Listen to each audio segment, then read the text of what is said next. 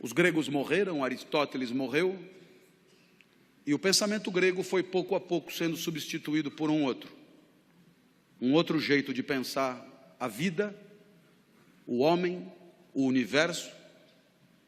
E esse outro jeito também tinha um grande líder, um grande mestre espiritual, chamado Jesus. Jesus nasceu em Nazaré, 350 anos depois de Aristóteles. Aristóteles, você sabe, era grego, estudou na academia de Platão. Jesus era judeu e se formou no judaísmo. Aristóteles tornou-se um subversivo na academia. Jesus tornou-se um subversivo no judaísmo. Jesus disse coisas que ninguém tinha dito antes. E Jesus, grande sábio que era, respondeu à nossa pergunta: o que a vida tem que ter para valer a pena? E a resposta de Jesus é impactante até hoje. Por mais que vivamos numa sociedade de cultura cristã, a resposta de Jesus, quando anunciada com clareza, produz extraordinário impacto nos espíritos de quem ouve. O filé mignon da vida, a vida que de fato vale a pena, é a vida assumidamente dedicada ao outro. Isso é absolutamente incrível, sobretudo para nós, acostumados a ouvir que o sucesso da nossa vida tem a ver com o nosso próprio ganho, com a nossa própria riqueza, com o nosso próprio conforto, com o nosso próprio poder. Jesus dirá mais ou menos o contrário. O filé mignon da vida, aquilo que fará de você um vivente feliz, é a entrega, é proporcionar, é alavancar, é permitir que o outro viva melhor do que viveria se você não existisse, é permitir que o outro sorria o sorriso que, se você não fosse, ele não sorriria, é permitir que o outro sinta a alegria que, se você não estivesse, ele não sentiria. E aí sim, você terá vivido vida boa, vida que valeu a pena. Lição de Jesus. Bem, os exemplos podem ir ao infinito. Basta que alguém que você ame fique doente, para que você gaste num único cheque tudo que tinha guardado para si. E aí você descobre rápido o que vale mesmo na hora de viver. A minha filha Natália é a mais nova dos meus filhos, tem 13 anos hoje. Quando tinha 4, foi acometida de gravíssima doença, rara no Ocidente. Síndrome de Kawasaki, um vírus letal. Funciona mais ou menos assim. Esse vírus só aparece em crianças de 4 a 6 anos. Esse vírus, se desincubar, mata a criança na hora. Mas tem uma vantagem: se ele não desincubar por 2 anos, ele acaba morrendo, e a criança está definitivamente curada. 2 anos só, 2 anos esperando. Eu olhava para minha filha na UTI e eu me dizia: por que não troca? Eu fico no lugar. A vantagem é óbvia. Eu fico aqui e a criança fica livre disso. Como não estava dando certo, eu fiz proposta irrecusável. Pegue 20 crianças com isso. Ponha os 20 bichos em mim e liberte as 20 crianças. Agora a vantagem é mais do que óbvia. Não esqueça de pôr a minha filha no meio. Bem, pensando assim, eu aprendi coisas sobre mim. Coisas que eu não sabia. Eu aprendi que para mim a vida não era o bem de maior valor. Continuar vivo não era o mais importante. Porque se fosse o mais importante, eu não trocaria.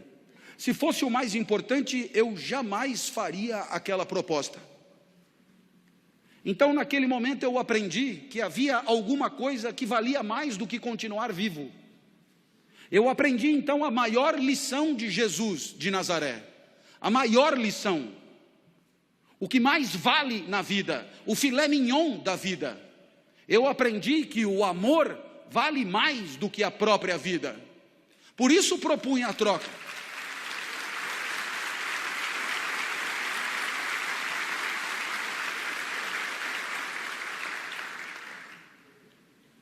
Mas é claro que por onde você andar, você encontrará o mesmo fenômeno.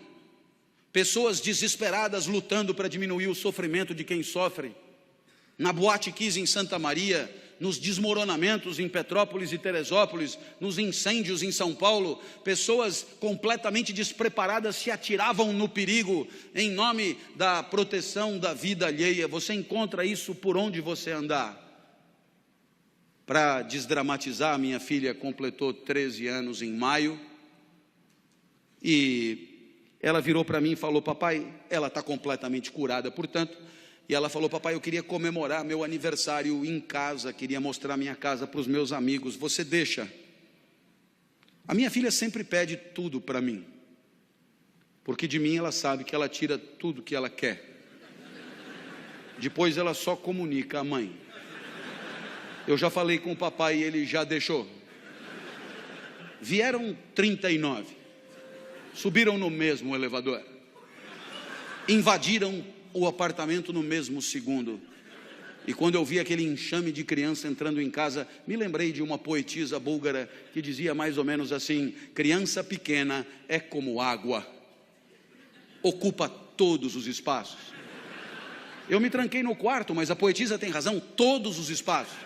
Papai, queremos brincar aí também. Minha filha, para onde você quer que eu vá? Você não gosta tanto da padaria?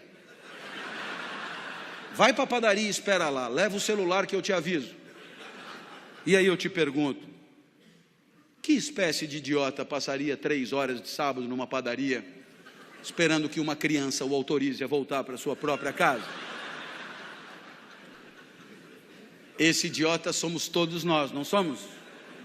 Que um dia percebemos que o sorriso da criança amada vale qualquer padaria. Minha filha me autorizou a voltar, e quando eu cheguei em casa, porque ela é muito legal, ela virou para mim e disse: papai, muito obrigado por ter deixado, eu me diverti muito. Eu sou emotivo, rapidamente as lágrimas brotam, e ela continuou então inapelável: eu queria te dizer mais uma coisa, eu adoro ser sua filha. Nossa, eu para ouvir aquilo passaria uma semana na padaria. Eu acho que eu abriria uma padaria. Nesse momento você poderia imaginar que o exemplo de Jesus encontra abrigo em situações de afetos familiares. E você poderia imaginar que aqui é trabalho, evento profissional, competidores à flor da pele, com sangue no olho e faca nos dentes. A lição de Jesus não encontraria lugar aqui. Eu tendo a discordar. Há 30 anos, como professor universitário, me perguntam por que escolhi essa profissão. E eu costumo brincar dizendo que Jesus explica. Porque se a vida boa é a vida dedicada aos outros, se o filé mignon da vida é a vida onde cada jaula e cada caloria é destinada a alegrar quem está na frente, se a vida boa é a vida em que o outro e o seu desabrochar são o maior valor, admita que a minha profissão é imbatível. Tudo é pelo aluno, é para o aluno, é em função do aluno. É o aluno que aprende, é o aluno que se forma, é o aluno que se capacita, é o aluno que se prepara, é o aluno que se posiciona no mercado, é o aluno que volta para você depois que está trabalhando para continuar estudando. Tudo é por ele, cada aula preparada, cada livro escrito, cada ensinamento dado é para que ele possa pensar melhor e viver melhor. Nada volta, nem salário tem. É evidente que é pelo aluno. Mas eu falo do professor a título de exemplo. Todas as demais profissões podem ser assim. Quando o médico volta para casa à tarde e às 4 da manhã é acordado, ao se levantar, ele talvez ganhe mais do que o professor, mas não é por causa disso que ele levanta. Nem ele, nem o dentista, nem o advogado, nem o psicólogo, nem ninguém. E aí eu costumo dizer, disse até uma vez num evento de mídia que depois na internet atravessou o país, que trabalhar é quebrar o galho de alguém. Trabalhar é quebrar o galho de alguém com conhecimento de causa. Trabalhar é quebrar o galho de alguém com formação. Trabalhar é quebrar o galho de alguém com método, com expertise, com protocolo. Mas trabalhar é, antes de tudo, quebrar o galho de alguém. Feliz daquele que consegue enxergar na alegria do outro o resultado das suas ações, do seu investimento, da sua dedicação e do seu empenho. E é evidente que alguém como você,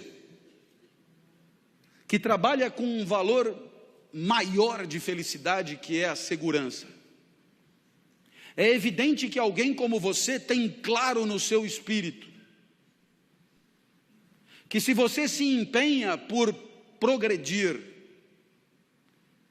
por ampliar seus negócios, por servir ao maior número de pessoas, muito antes do que pensar no próprio enriquecimento, muito antes de pensar no próprio acúmulo de recursos, muito antes de pensar na própria fatia de mercado, muito antes de pensar em si, você sabe o quão bem você faz às pessoas que bateram à sua porta. Você sabe o quanto as pessoas confiaram em você para bater à sua porta. Você sabe o quanto as pessoas que não dominam o setor como você domina, confiaram em você para entregar a você a segurança daqueles que ela mais ama, seu maior tesouro, seu bem mais precioso. E você enxerga isso, entende a responsabilidade que é a sua, e sabe que a tua maior responsabilidade não está na simples ampliação dos teus negócios, mas está na proteção daqueles que acreditaram em você, na proteção daqueles que em situação de não defesa, de situação de insegurança, vieram bater a porta e confiaram nos serviços que oferecem. Portanto, você entende que só isso dará a você a dimensão do sentido do trabalho, o sorriso do outro, muitos outros, mas muitos outros, famílias inteiras,